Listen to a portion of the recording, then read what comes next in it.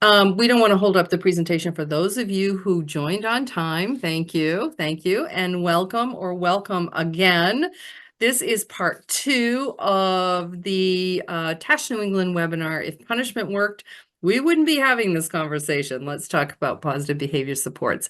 And in this presentation today, we're going to talk a little bit of alphabet soup. What is an FBA?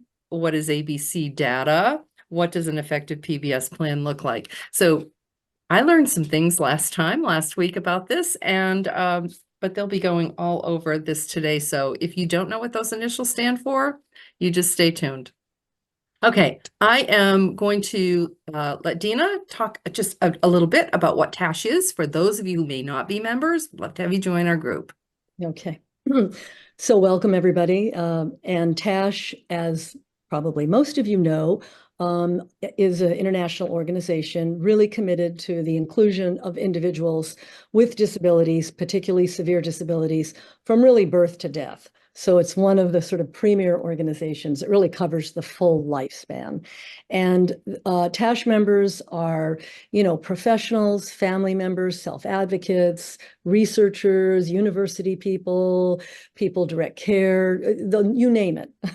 If you're interested in inclusion in all facets of life, okay, school, community, work, etc., then you should be a TASH member.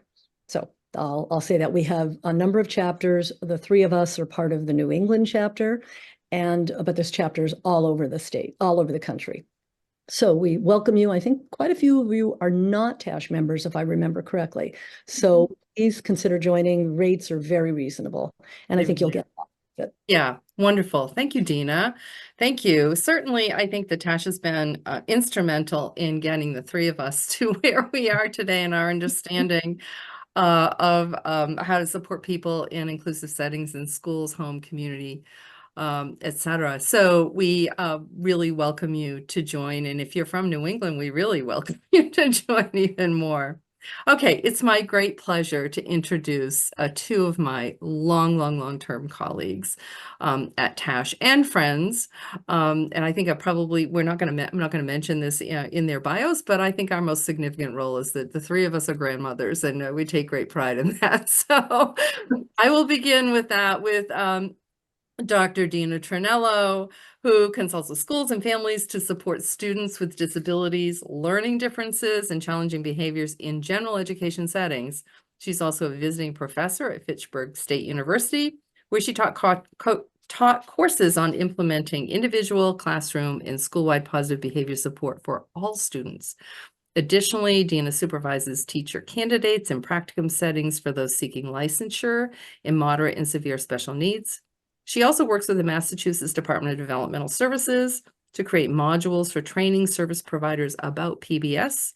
Dina is co-president, she's my co-president of TASH New England, and is the parent of 2 children, one of whom has significant support needs and was meaningfully included throughout his K-12 education. Our other presenter is Dr. Linda Ramler, formerly retired, but back, as we all seem to boomerang back into the spirit of this field. But she's back at the University of Connecticut, you said, part-time. She has 50 years of experience in the field of disabilities. Her current projects include providing technical assistance to parents and caregivers, as well as school and agency staff on many topics related to inclusive education and inclusive community living. She is also the volunteer advisor and support staff to People First of Connecticut. Linda's career involved working with individuals with intellectual and developmental disabilities, many of whom had challenging behaviors, and their caregivers. Probably their caregivers had some challenging behaviors as well. Unsupported, these behaviors could easily have resulted in injury to the individual or staff and often led to the use of restraints or other punishments which were ineffective and sometimes harmful. Linda has taught caregivers and others with varying degrees of education experiences about how to build relationships with individuals and minimize poor outcomes through good detective work and positive approaches. She also published articles on transition and employment of individuals with disabilities and compiled a white paper for the USED calling for the elimination of punitive practices in schools and adult service settings. And Linda is vice president of TASH New England. Welcome, ladies. Thank you, Gail. Every time I hear Linda's 50 years in the field, and she's younger than Gail and me, I don't know. Stay back a bit. I'm not sure I I like was a it. prodigy. No, just She You started started when you were 4, so it's right. It's called working your Gail, way through college. don't say that about Gail as well, with all the years of experience that she's had. Okay, so here's part two's agenda. And some of this we're going to go through very quickly. And the other part we will really focus more on. So we're going to do a quick review because I know several people couldn't join last week. And this is also a little quiz to see how much you remember. And then we'll talk about why are assessments important, overview of FBAs and misconceptions, steps for collecting ABC data, what does an effective PBS plan look like. We have 2 case studies. We'll finish up with Ronald, who we talked about last week, and then Joe, who's an adult, and then some takeaways and questions. So we're going to, again, move quickly through some. I apologize in advance. There's so much to cover, and we really try hard to make it, to give you what you need to move forward without totally blowing everything.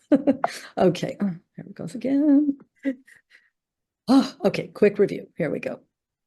Now, very quickly, we want people to just either jot down or think about, because we're going to go through this. If we had more time, we would have you put it in the chat. We don't. What is an antecedent? What is a consequence? What is an FBA? When should we conduct an FBA? What should an FBA tell us? And what is reinforcement and how does it differ from punishment? Take 30 seconds to think about those questions. Tina, could you just review what FBA stands for? Certainly, functional behavioral assessment.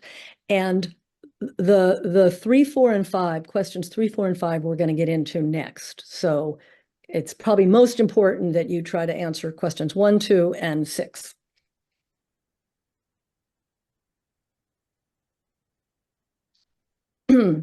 Okay, so you should, the minute you hear antecedent, you should think the trigger. What happened before the behavior? Now, there's sort of 2 types of antecedents. There's what the trigger, such as, the teacher asks the student to take out their math book, or to get ready to transition to another subject, or in an adult setting, it's time to, get ready for work or go to a job, or we're going to eat, or whatever it is that's going on. Okay, so it's the trigger right before. Now, there's something called a setting event. People often get this confused. Just think of a setting event as setting the stage for the behavior more likely to occur. Okay, the behavior you don't want to see. So it could be things like you woke up on the wrong side of the bed, perhaps you missed breakfast, you had an argument with somebody before you got on the bus or before you got in the car or whatever. So all those things set the stage. Individuals who are working, the staff may not see what happened, but it sets the stage. So those are all antecedents. What came before the behavior? Then there's the behavior, and then there's the consequence. What happens as a result of the behavior? And we know, whether you're a parent, a grandparent, or whomever, you've worked with anybody, you know how much that does impact on behavior. Okay, so consequences, think of consequences happening after, antecedents before. Now, if we go right down to reinforcement, okay, we're looking at 2 things, reinforcement and punishment. Now, remember, reinforcement is things in place, if you will, to increase the likelihood of a behavior. And these are behaviors we want to see, expected or appropriate behaviors. Okay, so positive reinforcement, you're adding something to the environment. You're praising somebody, you're giving some kind of either verbal, nonverbal. In the olden days, people used to give candy. We're not in favor of that, but I will say, food is often a reinforcement for me, so I want to be careful there. Negative reinforcement is you're taking something away, and I think Gail loved the example of seatbelts. So when you get in the car, and if you hear that buzzing, you have to put your seatbelt on, and then it'll go away. That's negative reinforcement. Okay, so important things to think about as we move on in all of the behavior world. Okay, now, you saw this slide last week. I'm just going to quickly, basically an FBA, functional behavioral assessment. It's a method of gathering information about situational events that predict and maintain problem behavior. Okay, we're trying to understand what the behavior is all about. So an FBA should tell you what? I'm just going to move those. An FBA should, again, the antecedent, what happened before, the behavior, what does it look like, how often or how long does it occur? Again, we're going to get into measurement data in a few minutes. And what happens after the behavior occurs? That's what an FBA, that is part of what an FBA should be telling you. Okay. Okay. Oh, sorry about that. Okay. So why are assessments important? Okay, and it seems to me I missed a slide, but I can't find it. Hold on. That's right. I'm sorry. I don't know where it went. All right, well, we lost a slide, Linda. It's okay. Okay. So why are assessments important? Okay. What do we hope to gain from them? All right. Now, the biggest thing to think about is how can you determine if an intervention is effective if you don't know where you started from? Okay. You need to know. It's like, if you have a temperature, right, a fever, and you take something and you still have a fever, right? You take Tylenol. Well, you need to know where you started from in order to know if the, medication is helping. Okay. It's really as simple as thinking like that. Okay. So we need a careful assessment to identify the function or why is the behavior happening in the first place. You can't go to the next step of developing an effective support plan if you don't know why the behavior is occurring. And you won't understand why the behavior is occurring if you haven't done a careful assessment. It all works together. And that's the focus on the function, right? Could be a number of different functions. One behavior could have multiple functions or very different functions for people. It's not enough, and I think I said this last week, and I can't emphasize this enough. It's not your disability category that it plays a part in some of the interventions that you might use or how you understand everything in context. But it's not the function. Someone didn't throw a chair because they're on the autism spectrum. That's not.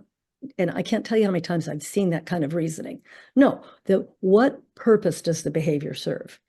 And in terms of assessments, we are not talking about the usual kinds of assessments you see.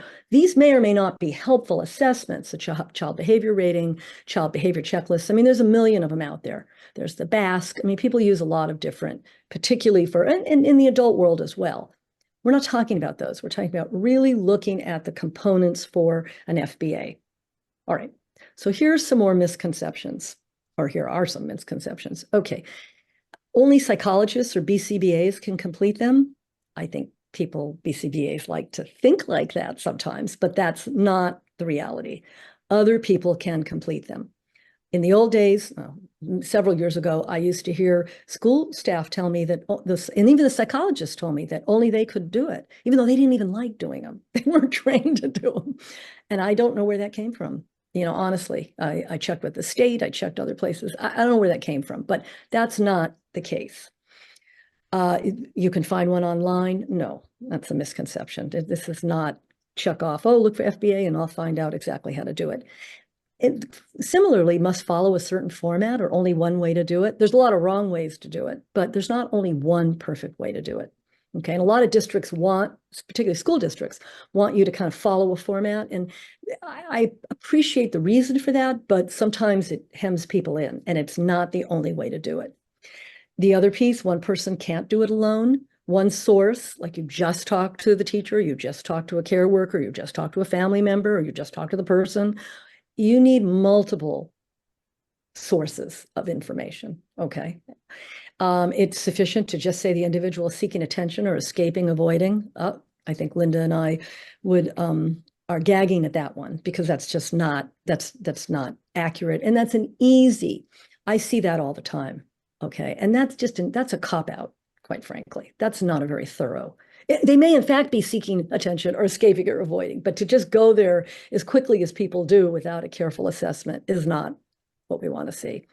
And FBAs may use punishment under certain circumstances. No, we're not talking about that either. All right. So here are the steps, and we're going to spend a lot of time this afternoon, really, or this morning for our West Coast folks. We're going to be going through the steps. And let's start with each time we'll come back and go over each one. So I'm not going to read them again. So number one is define and achieve consensus about the behavior of concern. And believe it or not, this sometimes is the hardest step. And once we've done that, sometimes people figure out pretty quickly they don't need to do a whole FBA. Okay. Once they've sort of figured out what behavior are we really going to focus on. Okay. So here are what's most important is you want to see behaviors focused. You want to see them written in observable and measurable terms. Okay. So observable. Jenny will complete adapted assignments during math class. Okay. Anyone looking at Jenny can say whether she did or didn't, or how long it might have taken her, whatever. But it's very clear. Whereas Jenny will be a good girl during math class. I mean, give me a break, right? But you see stuff like this all the time. You know, polite, cooperative, gets along. What does that look like? Okay. I love this one. Evan will think before he acts when he's angry, the fourth one down. My Lord. Can you view him thinking? Can you actually see into his mind? That's the way you need to approach this, right? It has to be very clear statements that anyone could observe a student and say, and determine and collect data whether or not that's occurring. Okay. So again, you'll be getting these slides. You can look at them more carefully. I want to move quickly, but I think you get the idea of what we're talking about here. All right. Oh, sorry. Okay. So again, if we're looking for defining behavior, if we want to see behaviors, I'm sorry. Okay. Again, what are we looking for, right? So often we hear people are non-compliant, or, you know, people are tantruming, or there's self-injurious behavior. So your question always has to be, what does that look like? Tell me what you mean by that. Okay. You know, every time I go into a school, the first question someone will say, oh, well, they're non-compliant, or they're disruptive, or they're this or that. I say, all right, tell me what it looks like. Because we could spend days coming up with examples of non-compliant behavior, and also what's non-compliant for some people may not be for others. So we want to be clear about what exactly we're looking at. Okay. Again, this is step one. And again, sometimes this is really hard. It's also hard for people to agree on what the most challenging behavior is. Okay. So when we talk about target behaviors, we're really looking at what are the behaviors identified for change. Okay. And a particular behavior really, what Linda and I want so much for you to sort of walk away and think about is that we're really looking at behaviors that are impacting negatively on an individual's learning or their quality of life or the learning or quality of life of others. So it's really the sort of the bigger, what can you like not get all upset about? What behaviors are more trivial, and what are ones that are really affecting the individual and those around them? Okay. And just ignore the rest unless it's part of an escalation chain where you have to really look at the behaviors in total. But again, asking that question, is it interfering with an individual's quality of life? And, you know, the more people you talk to, you realize that I think of so often when I'm talking to staff in any setting, people have different ideas about what target behaviors we want to work on. And that's okay. There's nothing wrong with that. It's just we have to agree what we're going to focus on before we go to the next steps. Okay, so now, Linda. So the 3Ds of behavior, there's a little bit of a twist to here when Dina says you need to know what you're talking about, because one of the things that one of the participants asked last time is, what about context events? And you always have to consider context and individual preferences. So if you look at the 3Ds, behaviors can be distracting, disruptive, or dangerous. If you've got dangerous behaviors, you want to target those first. If you don't have dangerous behaviors, but you have disruptive and distracting behaviors, you want to target disruptive behaviors first. If you only have distracting behaviors, you need to make a decision if you really want to pick on this kid or not, because you may actually cause some behaviors by doing that. Especially, I had given an example last week when other role models in the classroom are doing it and doing it more. But I also want to give you, I think we talked about the unrequited kiss to somebody who accidentally fell over on a little girl's lap and ended up getting expelled because he was sexually involving her, and he wasn't. He had cerebral palsy and he lost his balance. So that it's an unrequited kiss, sure, not really, but that's what somebody observed.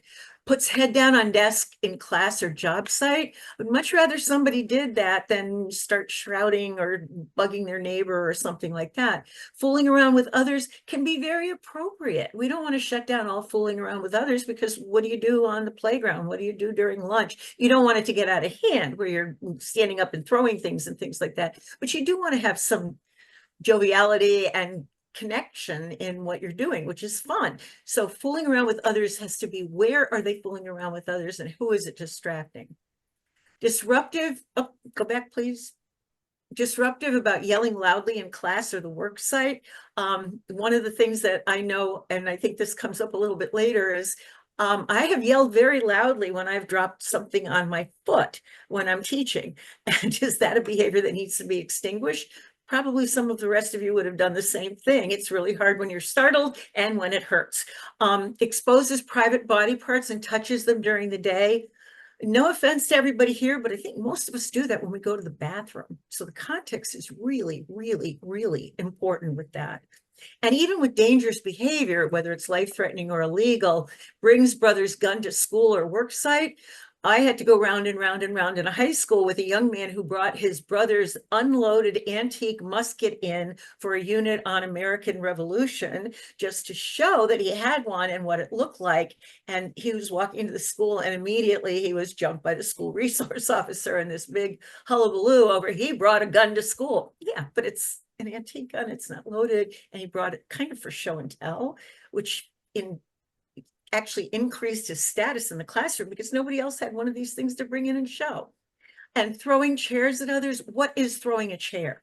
I have heard people say they throw chairs all the time. And when I've watched the person in the classroom, they've stood up, their belt buckle's caught on the back of the chair, and the chair tips over. And somebody's turned to me and said, see, he threw the chair again.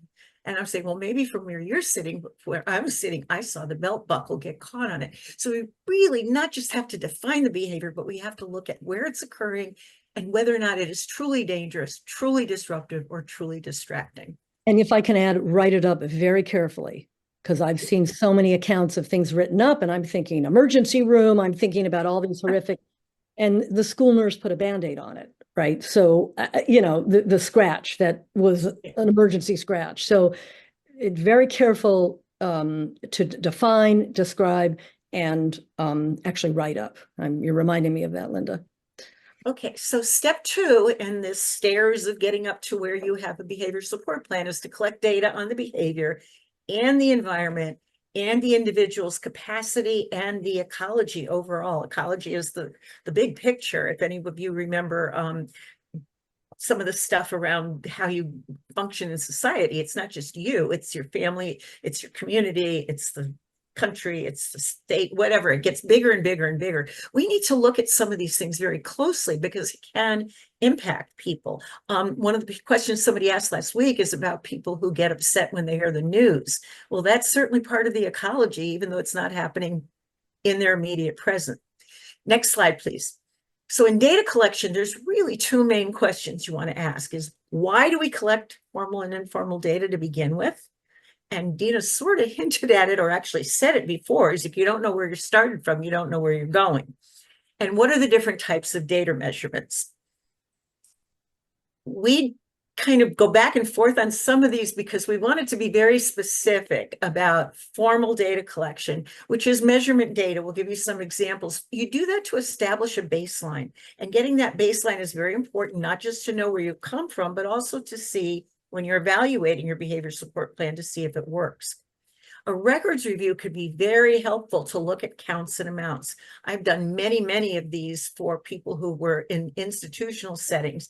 And when you do the counts and amounts and you look at the incident reports and who's filed them, kind of say there's a problem on second shift because all of these incident reports are on second shift, except maybe one or two. And you look a little deeper and lo and behold, the person who was on that first shift day when there was a behavior problem was somebody who usually worked second shift. What their role was in that, I don't know, but it certainly requires a deeper dive into what was going on there. So records review can be really helpful for counts and amounts, setting events, and so on. You also want to conduct observations. And to me, that's really the key of all of this, is to look and see what it is that you're collecting data on. There are informal ways of collecting data, which is more around the context information. So you want to conduct interviews that are meaningful, and you want to think about the questions you want to ask and how to do a deeper dive. Like Dina was saying, if they're misbehaving all the time, well, what does that look like? And can you explain, what do you mean all the time? Well, every time we get up to go to the library. That's different than all the time. And a records review or file review is really important to learn people's story, to learn what happened to them and to put that in an overall context, because a number of people that we work with who have disabilities also have things like post-traumatic stress disorder. And we'll get to that a little bit later. And not knowing that history, you may be inclined to make the PTSD worse if you don't tread very carefully with that. You want to know the history. You want to know if there's two parents involved, but they totally disagree all the time. And how are you going to massage that through so that you get the student to buy into this? That's what the other informal records review and file review is really important to do. Next slide, please. So measurement data, again, this is simplistic. There are other kinds of data to collect, but these are the main things to look at. Frequency is how often the behavior occurs. John interrupted the teacher 5 times during the lesson. It's easy. It's count and amount. You see it, you chart it, it's over with. The intensity is sometimes very difficult to measure, and it's also one of the things that people don't always agree on. But it's best to do it on a scale of 1 to 5, odd number. So you have a middle that's kind of a neutral, with 1 being the quietest and 5 being the loudest. So Jessica's yelp when she stubbed her toe was a 5. Her scream cracked the glass is probably a 20, but it's not on the scale. But that's not something we're actually collecting data on, okay? The intensity would be, for example, if somebody is pushed and somebody actually gets knocked over. That's an intensity. That's a different intensity than. And the duration is how long the behavior lasted in terms of seconds, minutes, hours, days, weeks, months. You want to get a sense of when the behavior and chain, you used the term chain before.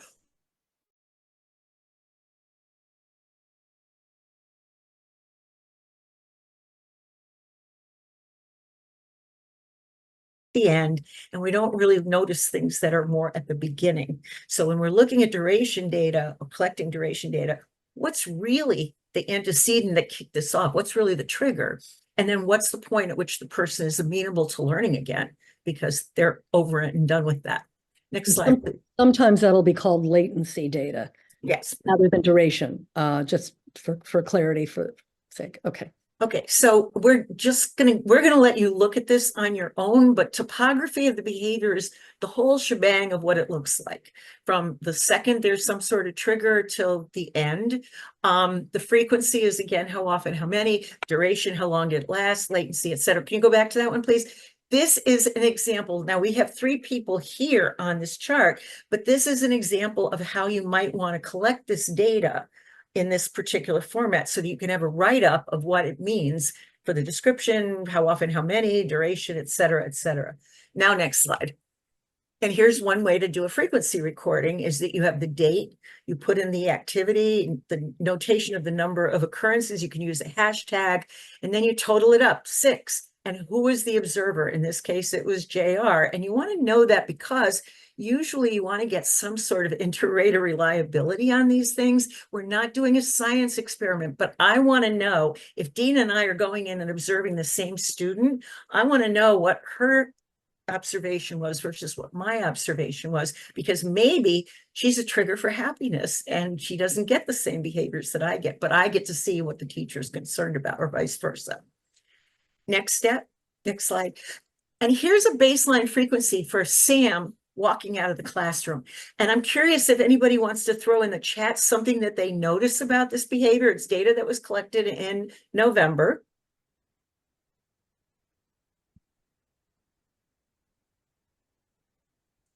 Anybody put anything in chat?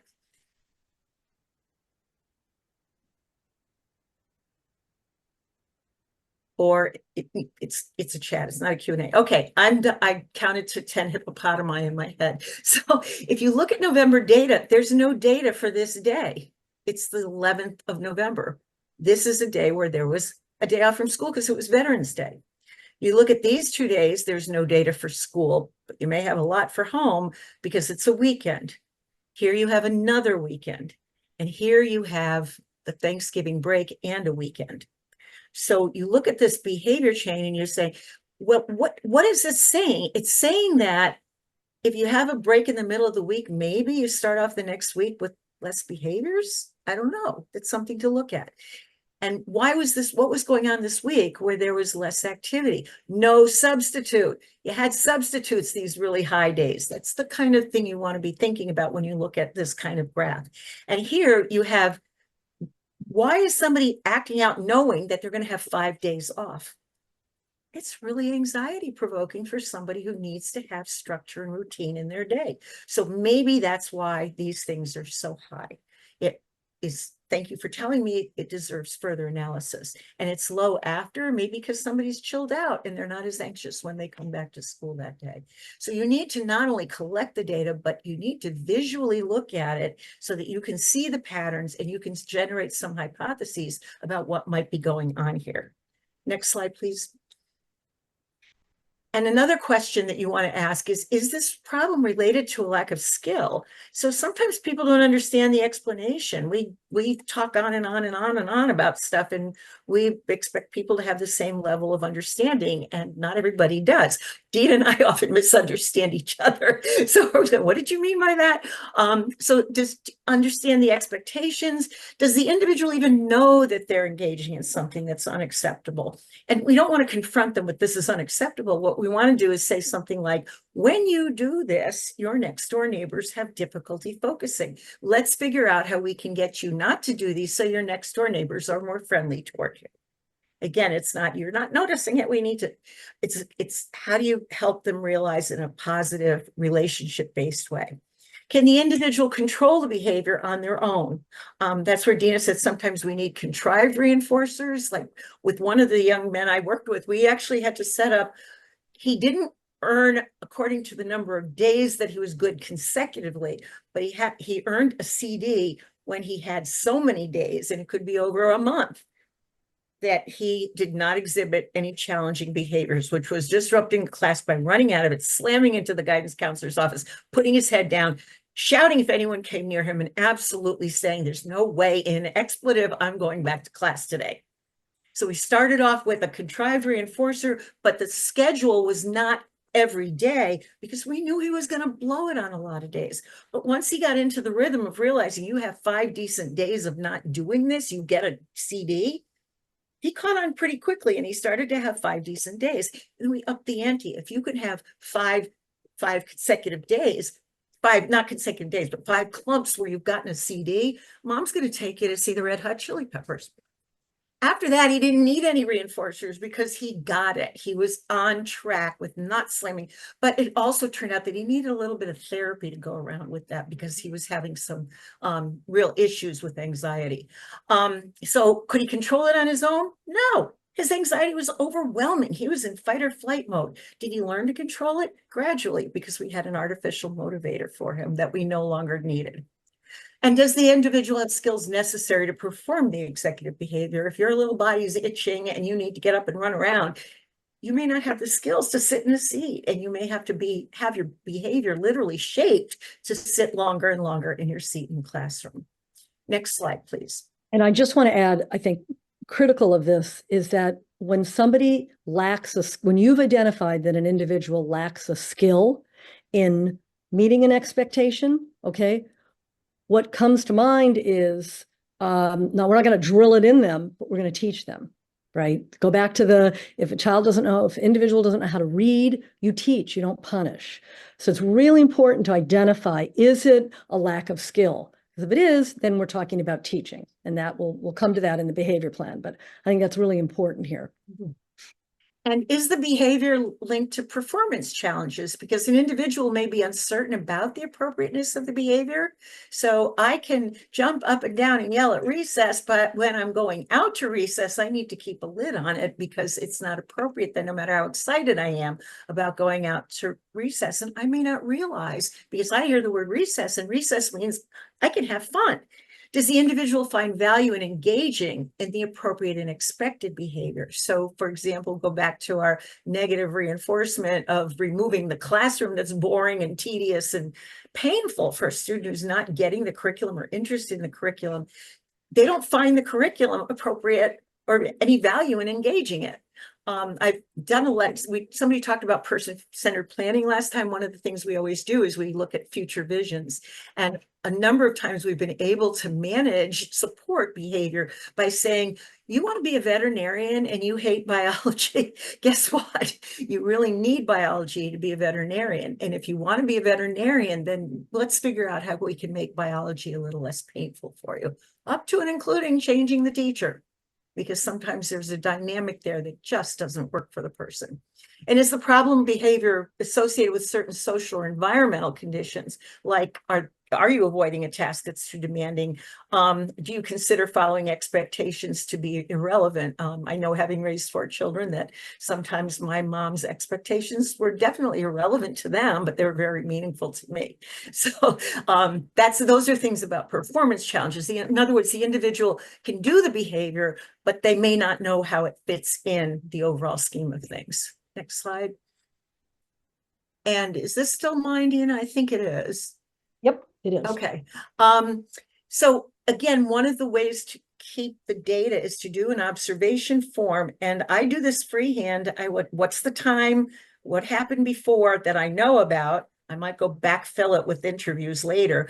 What was the behavior? Specifically, what did the student do? What happened after? I'm not looking necessarily at punishing or reinforcing or anything else at this point. I just want to know what happened after, because when I start to see patterns, then I start to see what could be reinforcing positively and what could be reinforcing negatively. And then I might come up with a hypothesis about the function. But usually I do that in conjunction with a team so that we're all trying to figure out why, and more why. Next slide, please.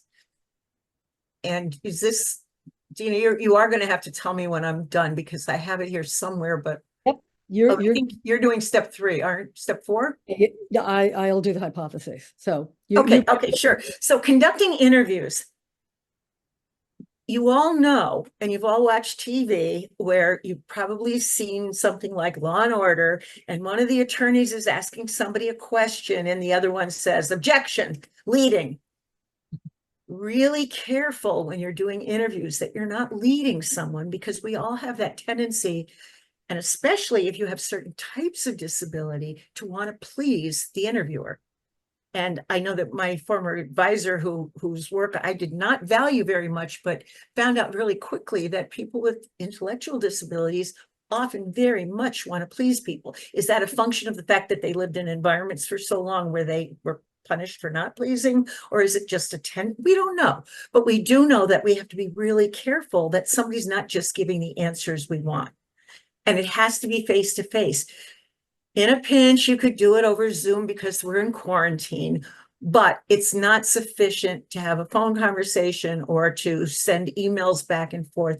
You really want to have that face to face so that you can notice body language and say, I'm not quite sure I understood what you were just talking about. Could you explain further? Yeah, Next slide. It's not a survey. And it's not a survey, exactly. So here's a student. Linda, we probably have to speed up a little bit. Okay, so student-directed functional assessment interview. I'm not going to go through all the details on this, but you want to you want to make the student feel comfortable. We're meeting today to find ways to change schools so you like it more. We're not meeting today to change stuff that you do that we don't like. This interview will take about how long, and you can have a time timer, whatever. It's best if you answer honestly, and you will not be asked anything that gets you into trouble. which means that sometimes I have to swear on a pretend stack of Bibles that I'm not going to tell Mrs. McGillicuddy that she's the one that really ticks this kid off.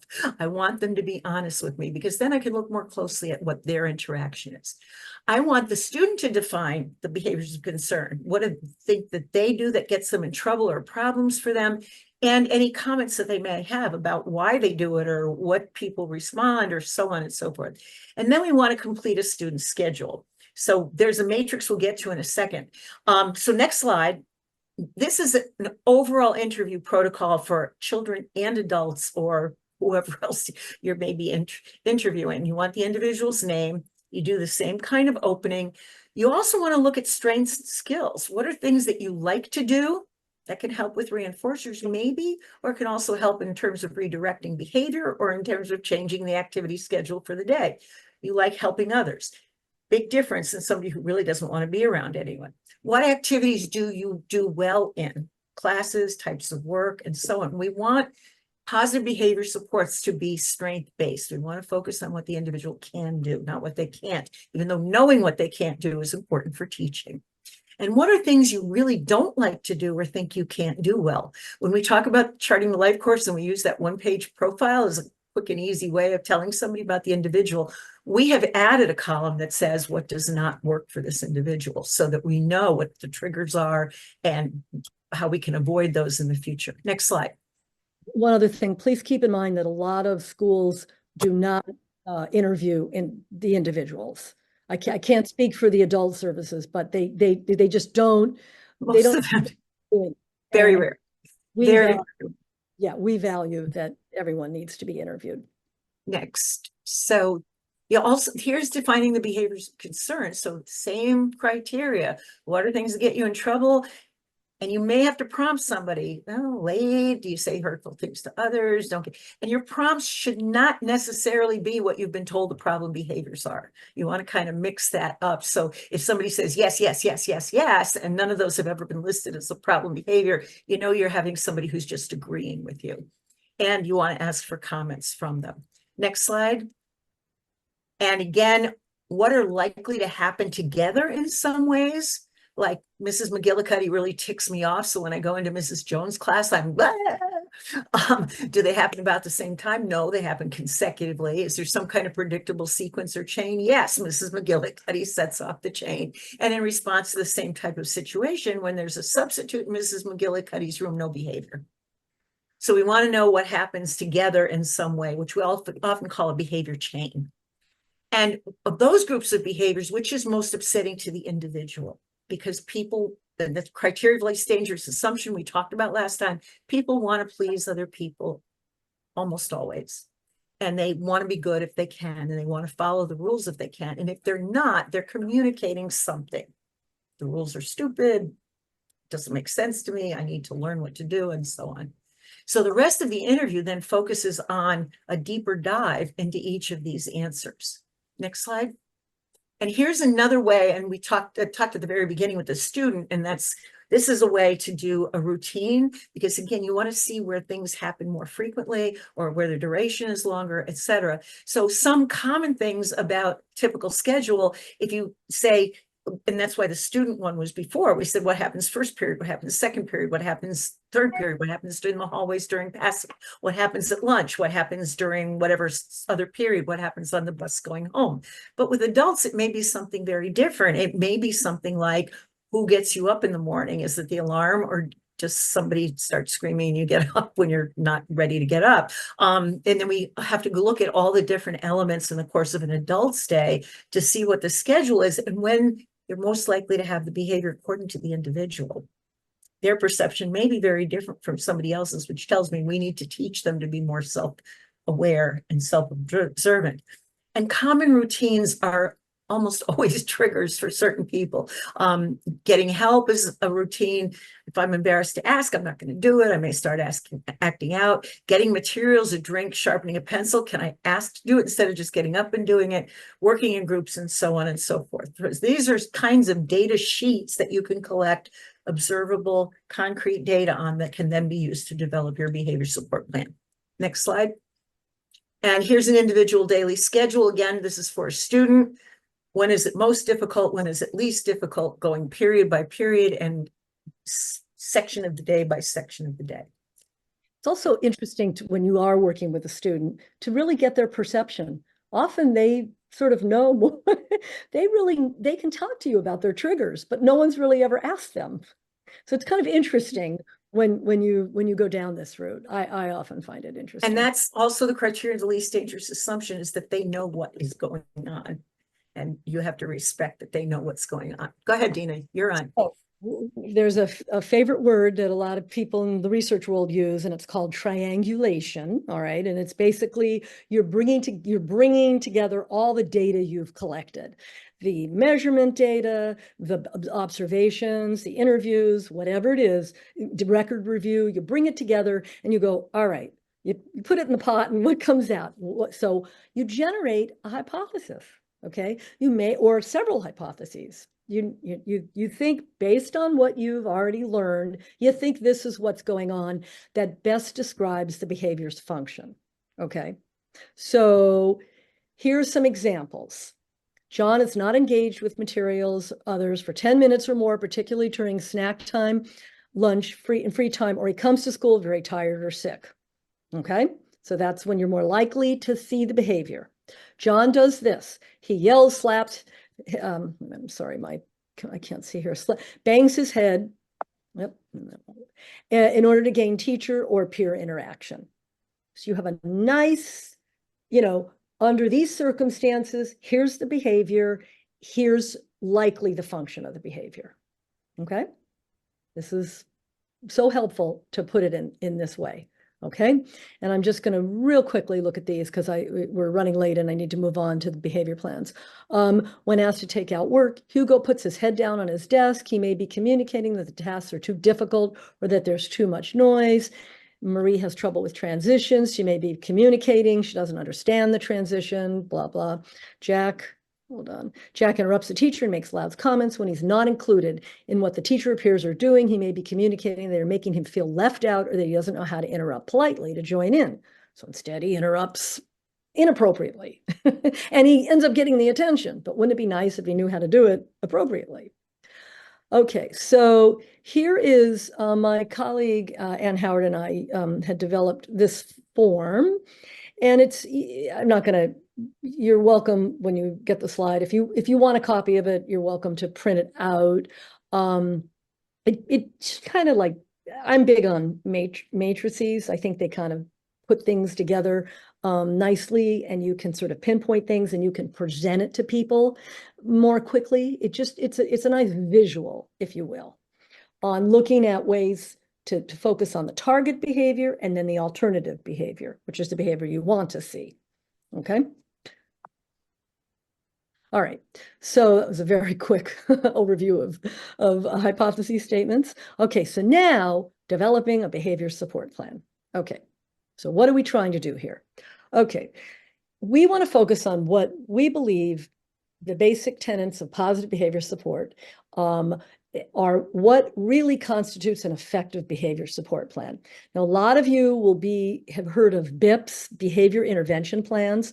Linda and I are not fond of that terminology for a number of reasons. It doesn't necessarily mean they're terrible, but it doesn't necessarily or generally mean it's really a comprehensive support plan. Okay.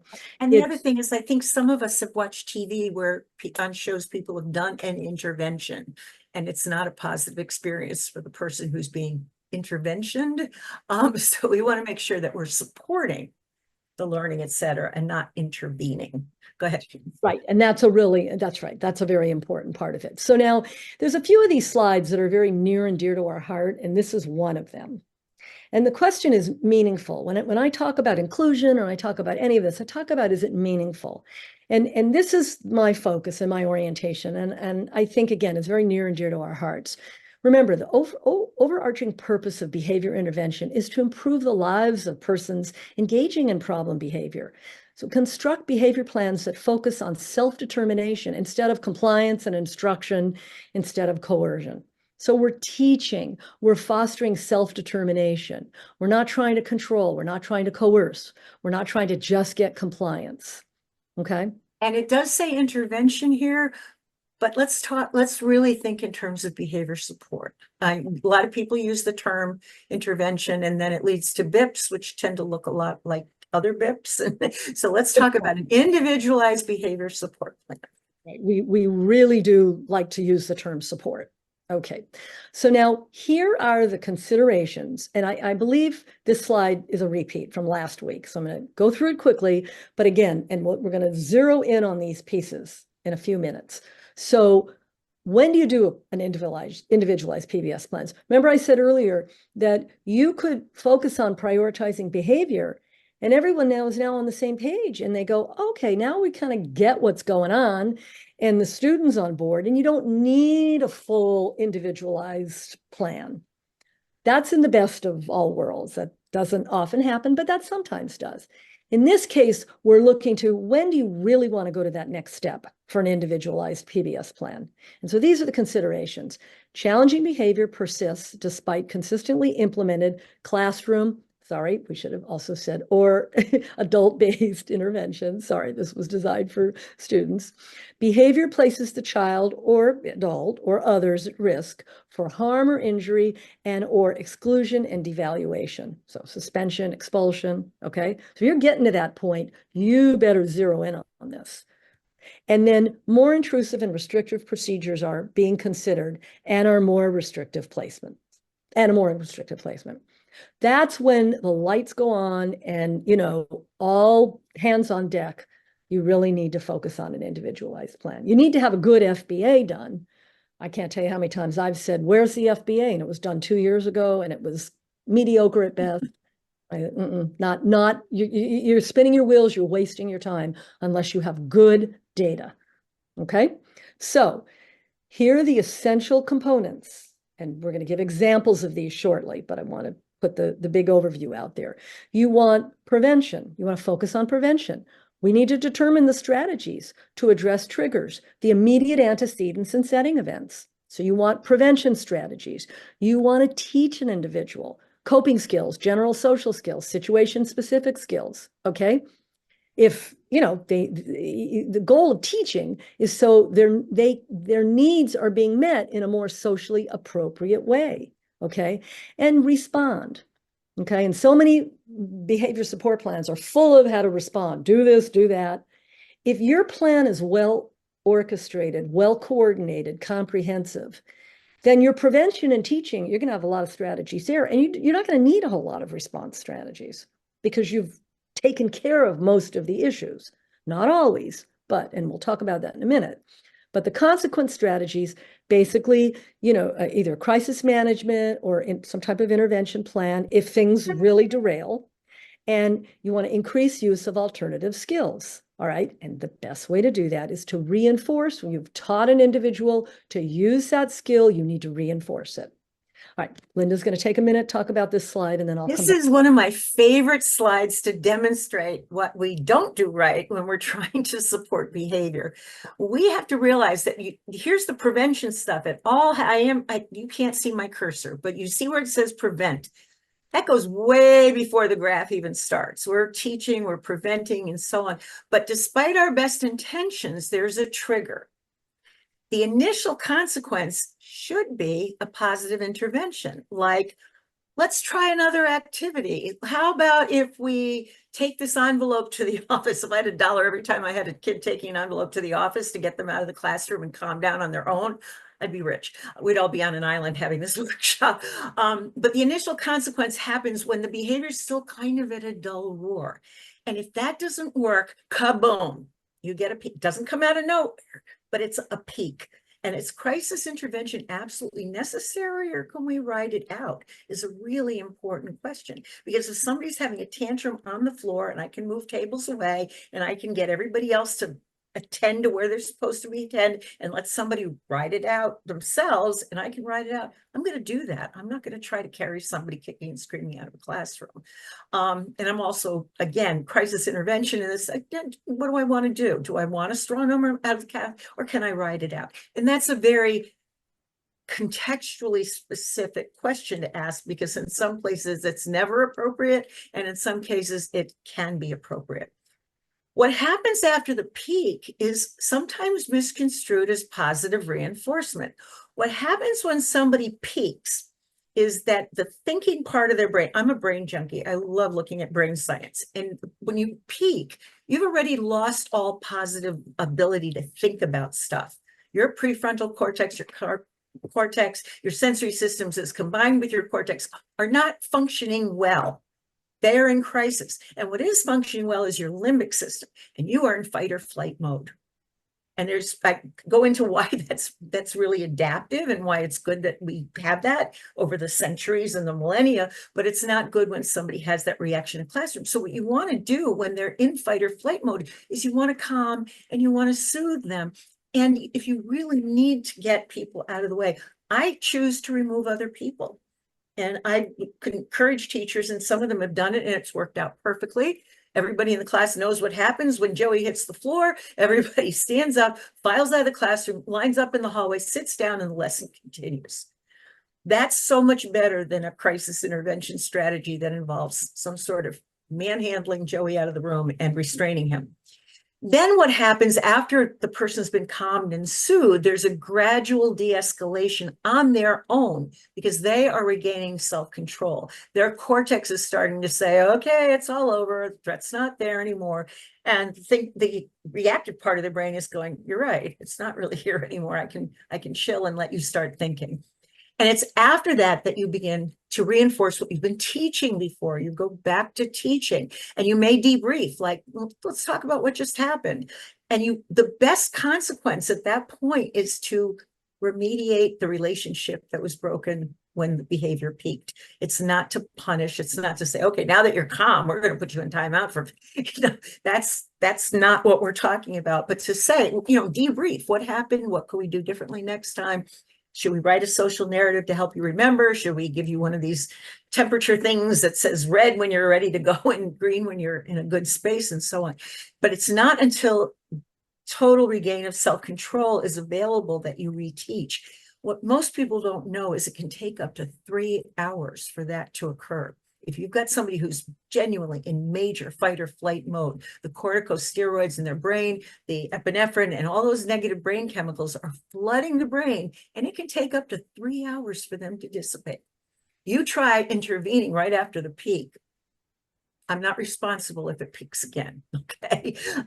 Because that's likely to. I hate to say it, but we're at the top of the hour, so we really. Go ahead, keep going. We're on 45, so we've got plenty of Oh, shoot, I did it again. Okay, hold on.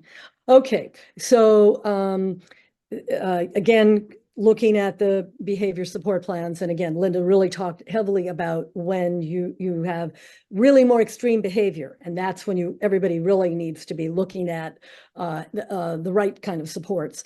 When we talk about long-term supports, we're really looking at the game plan across what do we really hope to gain, not just the immediate future, but really the long-term future. Okay, so we're going to focus now quickly, and I'm really going to move very quickly on this, on preventing problem behavior.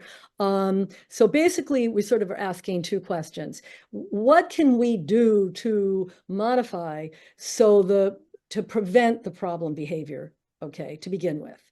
And what additions can we make to the individual's routine so that things are more pleasant for them?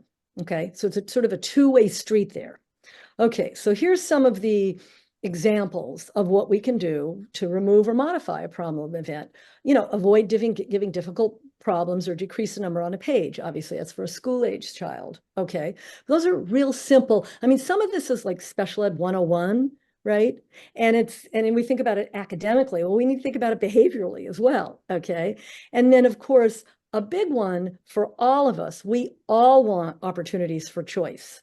We all want to decide, what we want to eat for lunch, what we want to eat for dinner, when we want to shower, and perhaps when we want to start our homework, and what do we want to do first, or who we want to hang out with.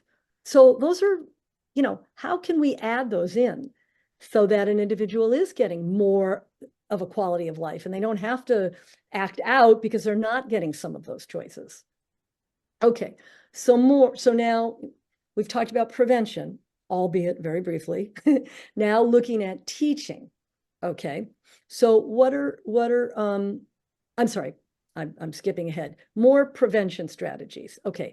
Choice. I already talked about creating social stories and narratives. A lot of you probably know what those are. Linda and I could do a whole hour presentation I'm just writing a book on it because there's so many degrees of so many ways. what you need to And do for in more this. information, you can look that up and really learn. But they're really wonderful and very, very helpful.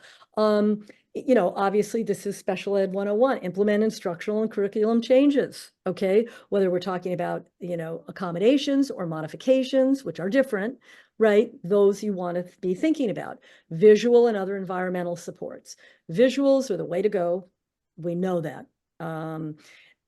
Setting events, altering setting events, we'll talk about that shortly. Alter antecedents, the triggers. You know, Linda and I've talked a lot about the who, what, when, and where, right? Is it pairing up with a particular student, or, you know, as adults having to kind of share things with somebody that, you know, is just really not, you're not that close with, and you'd rather hang out with somebody else, or you'd rather be in a small group with somebody else. That's not hard to orchestrate, and that could alter an important trigger. And by the way, one of my favorite visuals is this. It's sticky paper, and you can do all sorts of things with it. You can write a reminder on it. You can put a happy face on it because somebody's doing something well. You can put Yep. Visual. ratchet it down. There's all sorts of things you can put on this and put it right in front of somebody. It's a great visual. My favorite. Go ahead. Well, and then because they're so helpful, that's one Right. reason. They're also good reminders for staff and for those of us who are in class. Absolutely. Or those of us doing presentations need little visuals. Okay. So when we think about teaching, so okay, we focused on prevention strategies. We think about teaching. We can break it down into sort of these three categories, and I'm going to give examples in a moment. We have replacement skills, general broad skills, and coping skills. In the service of time, I'm just going to go to the next slide. So replacement skills are really teaching an individual to communicate, I need help, so they don't have to bang their head or yell out loud, or, you know, I need a break, right? They have a card they can hold up. I mean, there's all these things you can do that help them communicate what they need so they don't have to yell or bang their head. Then there's the general broad skills, teaching organizational skills to prevent frustration with multiple tasks, right? That's what so many of the visuals are helpful for. Okay, I did this, you know, when my kids were little, I loved the Frog and Toad, you know, the books. What did you do today? Brush teeth, get up, get dressed, brush teeth, then you check it off. I love those because I'm one of those people that likes to check things off, right? Very helpful. I know I've done it. I mean, how many of us go to the market and we hopefully have a list, because otherwise we'll forget things. So there's all these things that we do in our daily life, and we don't stop to think how educational and what good strategies they are for teaching in general. By the way, these are skills for everybody, not just individuals. You know, we always say good teaching is good teaching. So it's not just for individuals with behavioral challenges, but it's for everybody. Okay. Social skills. How do you teach someone how to interact with somebody? Right? So they're not inappropriately trying to gain attention. All of these things, that's what should go into the behavior plans. And coping skills. When things are, you know, there's relaxation techniques, there's, you know, putting on for individuals where fire drills might really send them, you know, into you know, a horrible frenzy, you know, having them put on headphones, right? There's teaching conflict resolution skills. All of these are teaching strategies that are very beneficial. Now, here's another one of those slides that we like and we hope is near and dear to your heart as well. When you're teaching alternative skills, right, you want to think about, to be effective in replacing problem behaviors, alternative skills must be more efficient to use than the problem behavior and be acceptable, understood, and responded to by significant others, right? That's when they're going to work. Okay, so think about that as you're all involved in behavior plans. Okay, Linda, So I know you I'm gonna go really quickly through this, and I'm also gonna suggest we skip Ronald and we go Yes. directly to Joe. I agree. So going back to that, here's what happens with behavior. Everything Dina's been talking about is in this little green area here. except it's huge because it goes way, way past where this graph is. And this is such a tiny part of it between this red line and the peak. We really need to focus on this green area. Next slide, please. So consequence strategies before the peak, increase use of alternative skills. Like if somebody requests a break, don't say, hold on a minute, we've only got 10 more minutes in the lesson. Give them the break. Use praise frequently. I like the way you're sitting. Provide extra time for desired activities. It's okay. You don't need to finish right this second. We'll come back. Or you need to finish and then you can take your break. Reduce outcomes by redirecting to another activity. And you only consider a crisis management plan if needed to prevent harm to the self, individual, or property after the peak. And you need to respond at the first sign of crisis, because if you respond at the first sign of crisis with soothing and calming, you probably don't need much more of a crisis intervention plan. Next slide, please. So responding to problem behaviors, you have to make that behavior less efficient for somebody. And you have to include strategies. Again, I feel like we're almost, I don't like the expression beating a dead horse because I don't like dead horses. I don't like beating. And that's the whole point of it, says punishment doesn't work. But you really want to include strategies, increase alternative skills, reinforcement, self-management, reduce the outcomes through redirection, corrective feedback, and only consider a safety plan if needed. And as I said before, I've had much better success clearing the room. It also is a stimulus change for the person who's thrown themselves on the floor, is like, where did everybody go? And it in itself can stop the behavior. It's the cortisone and everything else isn't out of their system, but it sometimes stops the behavior because it's a stimulus change that gets them out of the environment where they were tantruming to begin with. Next page. So here again are some examples. I'm not going to go through this, but for Sam walking out of the classroom, we could teach others not to react negatively. We can teach others outside of the classroom to react neutrally. So they're not, hey, Sam, I'm good to see you in the hallway today. Antecedent strategies, we may want to shorten the time. We might want to ask him what's wrong. Why are you walking out today? What do we need to do? Check for understanding. Behavior teaching strategies, using a break card, raising his hand, using fidgets at his desk, asking for help. And consequence strategies may be, again, honor his request. Don't deny the request if he's doing it appropriately. We want to praise if he accepts praise. Some people cannot accept praise. Their self-esteem, Maslow's hierarchy thing is so low that if you praise them, they think you're full of you-know-what. Don't praise those kids. Find some other way to positively reinforce the behavior. Call on Sam so he doesn't walk out of the classroom. And you want to debrief at the end with why that was something that was disruptive or distracting to other people in the class. That's a debriefing discussion, and where restitution is the only kind of punitive consequence is restoring the relationship that you had. And all of this has to be written and implemented. Everyone must agree on what the functions are in order for this support plan matrix to be filled out sufficiently and in a way that's implementable. Next slide. One last thing on this. This is a matrix that many of us have used in the field. Many of you have probably not seen behavior support plans written like this. If you've seen them at all, you've possibly seen narratives that go on for several pages. I'm not in favor of those type. I think it's too much reading and too much trying to digest. So this in bullet form, I think, is a very helpful way of addressing. You can hand this to people and I mean, obviously review it with them as people have put it together, but it can be short and sweet and to the point. So that's why we recommend using these kinds of matrices. We think they're very helpful. And where I do the writing is in the FBA, because I want people to really understand what's going on with the behavior. Right. I do that as well. My FBAs go on much longer than probably people wish, but I agree with that. All right. I'm going to not talk much about evaluation because I want Linda to get to the case study, and we really are running way over. But the important thing is that there needs to be some way to evaluate if this is working after you've done all this work, right? And so, you want to really, assess feasibility. Is it acceptable? Are people happy with it? Is quality of life? Is there change in behavior? All of these things are important. Here are some important questions to ask. Okay. And this is critical that there be a process for doing this. Who's in charge of reviewing, of making sure people have looked at the data? You collect more data. Are people, now here's one that I often find. People say, oh, the plan's not working.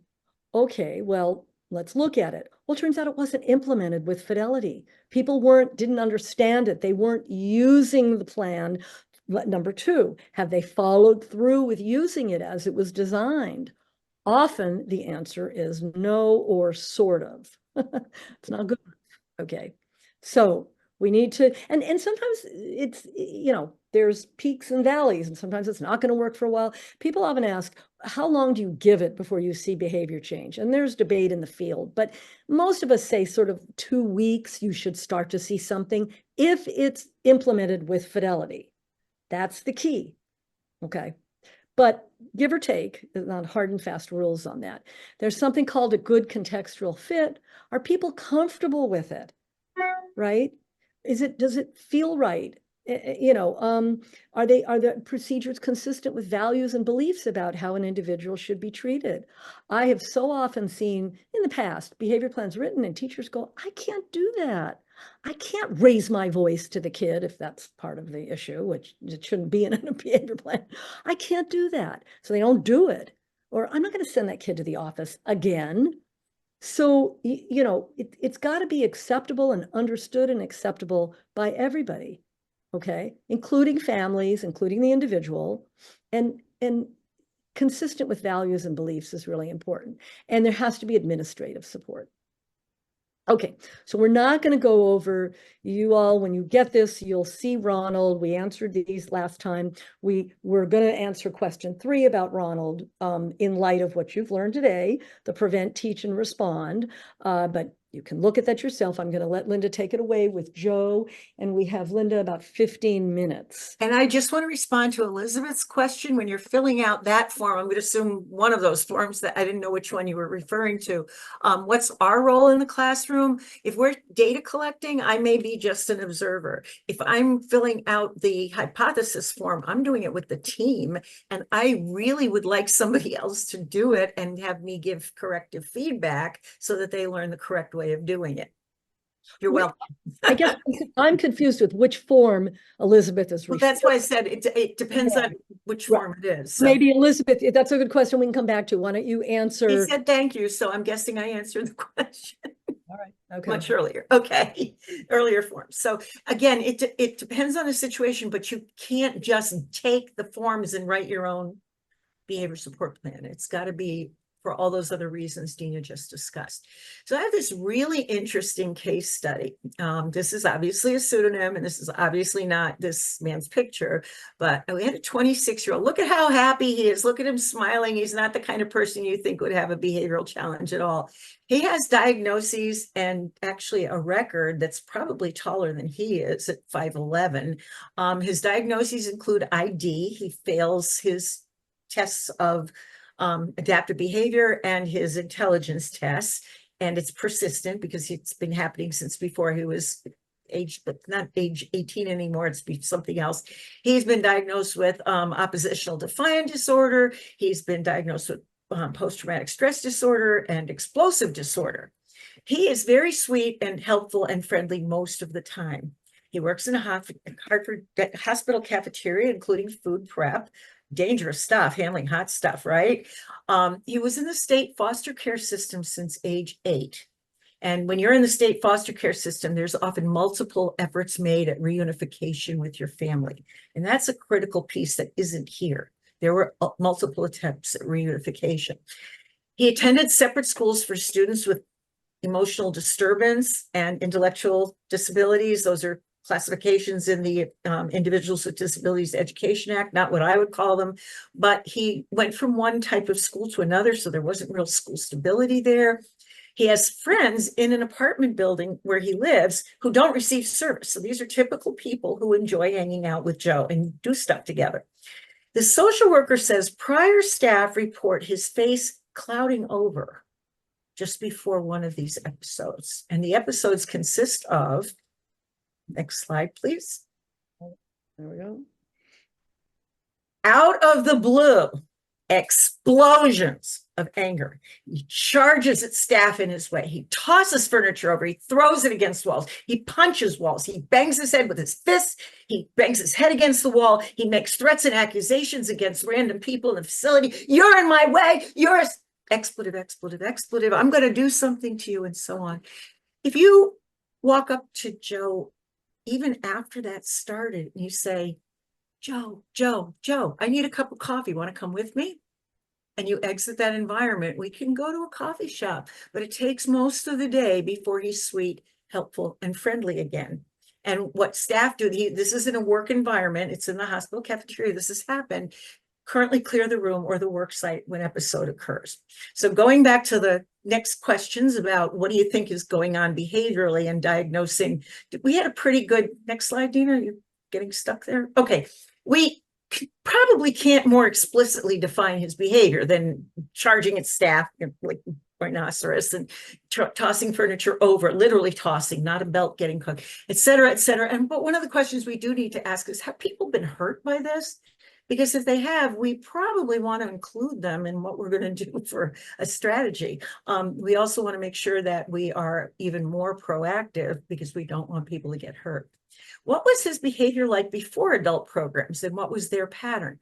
We discovered that since he was about the age of 16, he had been exhibiting this behavior. And it, again, occurred randomly. Nobody could figure out what was going on. Are his community living and work skills where they needed to be? In this case, they were. He was very proficient at his job. He was very independent. Obviously, he could go out of his own apartment, hang out with other people, didn't have to report where he was going with them. And we knew what his strengths and interests were because he liked to be helpful. He liked his job very, very much. He liked interacting with his coworkers and hanging out and so on. Next page, please. What additional information or data do we need to determine the function of behavior? I will tell you that the duration of the behavior without the offer of coffee and the ability to interrupt this sequence and offer that to him could last a very, very long time, especially under certain circumstances. And the frequency was actually very rare. But when this happened, it was hugely important to do something about it. And we needed careful data pertaining to the behavior at work, home demands, and so on and so forth. And the antecedent behaviors, we just couldn't figure it out for the longest time. And finally, we came up with an antecedent that actually sounded pretty bizarre, but we tested our hypothesis, and it turned out to be true. People wearing red shirts were the trigger. And what happened afterward, he took a long time to calm down, and he needed a lot of reinsurance. And the reason he reacted to red shirts were that the man who killed his mother in front of him during one of those reunification false starts was wearing red. And that was the trigger for a major, major meltdown. Next slide for question 3 now. So what are some of the prevention, teaching, and response reinforcement interventions that we incorporated into his behavior support plan? One is we had to get cooperation from everybody who was involved with him. And what that meant was having a white smock by the door for red shirt wearers to put on. And that meant we had to be vigilant to see who was coming into the work environment, coming into the apartment building, coming into anywhere else. And that meant the people he was hanging out also had to be aware of that. Sometimes you could redirect them. Sometimes you needed to hand them, the other person, the white shirt. We needed to monitor who was emptying the space. And in Joe's situation, we went beyond some of the reinforcers and consequences and determined as a team he really needed a form of adaptive EMDR, emotion, eye movement and desensitization. And I can never remember what the R stands for, responsiveness training, to reduce the PTSD that he had as a result of this. We needed to teach him replacement behaviors like ask to get coffee before you blow your fuse, and develop a self-management program by building self-esteem, having himself put himself in his calm image once he's gone through this PTSD type training. And we want to be very clear about how all of us respond to this, because if you yell at him, you're going to get hurt. And we have to build in rewards for replacement behaviors. If he asks for coffee, somebody takes him out for coffee right away. And we say, you know, that was really cool that you managed to keep it together and we're sitting here having coffee now. So that's Joe. And isn't that a weird trigger? It took us a long time to figure it out. We had other behavior support plans for him that out of the blue, and here's how we were going to punish him, and here's how we were going to do all these other things. And when we did that, we were compounding his PTSD. And so it got worse and worse and worse until we finally, it was we as a team saying, let's really use a microscope and see what the heck is going on here. What is every single antecedent? And so we literally had people watching all over the place, and we get in meeting afterward and say, what did you notice? What did you notice? What did you notice on a day that this happened? And consistently what came up was somebody noticed the red shirt. But it took a while to get there. So when we're talking about developing a behavior support plan, where is most of the intervention here? It's preventing, it's teaching, it's responding and reinforcing about stuff before it happens. And Dina, this is your turn. Okay, so here's a couple of we know, Gail, we know we're TikToking here. Yep. last bit of slides. So don't expect to get the plan exactly right the first time. I think Linda's description of Joe really underscores that. Behaviors usually don't develop overnight. They won't go away overnight. Sometimes behavior reappears, but less so than originally. Doesn't mean the plan isn't working. That was the peaks and valleys I was talking about. And it is an ongoing process of assessment and reassessment. Sorry. Okay, so here's some takeaways. You want to do questions? Any other questions besides Elizabeth's? Oh, okay. No, let's see if anybody has anything that they would like to put in the Q&A. You want to go back to the question slide? Oh, please. Thank you. Well, actually, that's we have about 5 minutes left, but I'd love to hear from, I'd love for you to hear from any of our participants. Okay. And Elizabeth, thank you much. And I did want to make sure we go in over the takeaways. Definitely. That's why I just wanted to give people a chance to ask questions. It takes way longer than we think to type something in the chat. I know. So you could begin doing the takeaways, and we can come back. And keep typing. Yeah, good idea. Keep on typing, people. Yep, typing. Okay, so takeaways. Understanding and supporting behavior is a process. Behavior plans must be assessment-based and include strategies for prevention, teaching, and responding, or consequences. And the prevention and teaching are clearly the more important or the more robust part of this that we want people to focus on. Collecting and using data is critical, but sometimes the data is not obvious, and it certainly wasn't with Joe. PBS is about teaching replacement behaviors, not just eliminating misbehavior. Each PBS plan is individualized. And let me just stop there for a second and say, while all of this seems like it might be labor intensive, trust us, and some of you will know this firsthand, if you don't individualize it, if you don't take the time to do it, you will spend far more hours, right? Prevention, a pound of prevention is worth, no, I'm sorry. An ounce of prevention is worth a pound of cure. A pound of cure. Boy, that's a wonderful saying. And that really applies here. So it's worth it to take the time and energy to do it, and to do it carefully and individualize. You will save yourself weeks, if not years, on the other end of trying to figure these things out. Requires collaboration effort on the part of staff, families, and individuals. And then don't be afraid to ask questions. So many times, and again, I see this in schools a lot, that, teachers are, oh, well, that's the behavior expert. They know, well, I don't know this. I just know academics. No. For those of you working in schools or even any kind of staff, it's okay. You need to ask questions. In fact, you are the critical piece of asking questions. Okay. So do we have any more questions? It doesn't look like. It doesn't look like, but I do want to say also that Dina and I, if you have a severe question, both Dina and I can be reached by email. It's on the front part of this and the front part of the previous slide deck.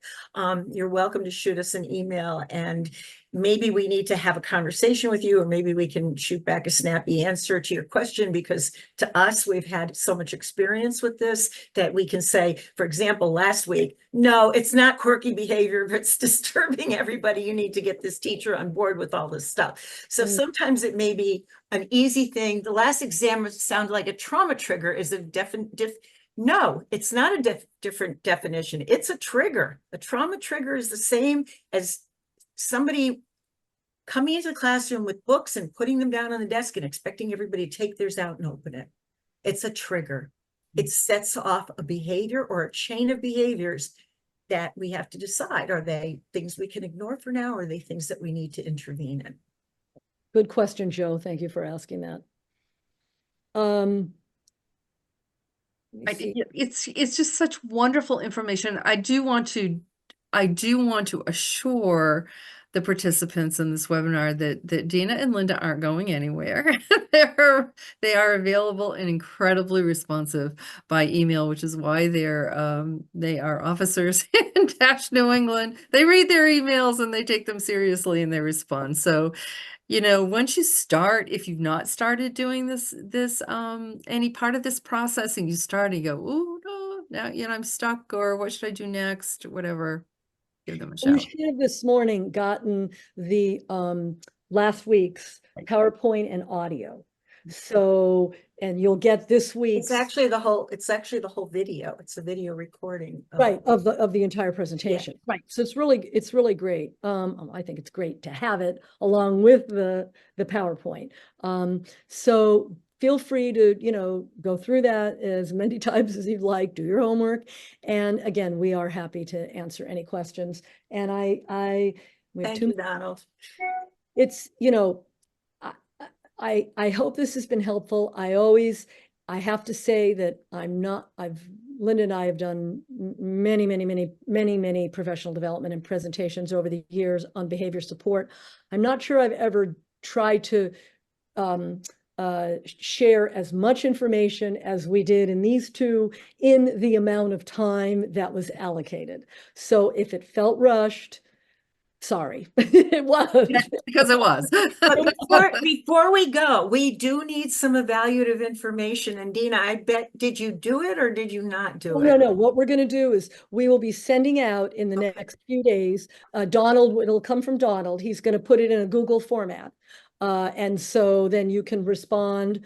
And we would very much appreciate if you would fill out, even if you participated in one of them or half of them or whatever. And be brutally honest, we both defended dissertations, so we're used to getting on the hot frying pan and getting thrown into the fire and back into the frying pan. So please be brutally honest if there's something we could have done better other than slow down and not give you all the information. I will tell you up front, we already know that. You don't need to tell us. But anyway, I want to really thank everybody for their time, and I hope this was helpful.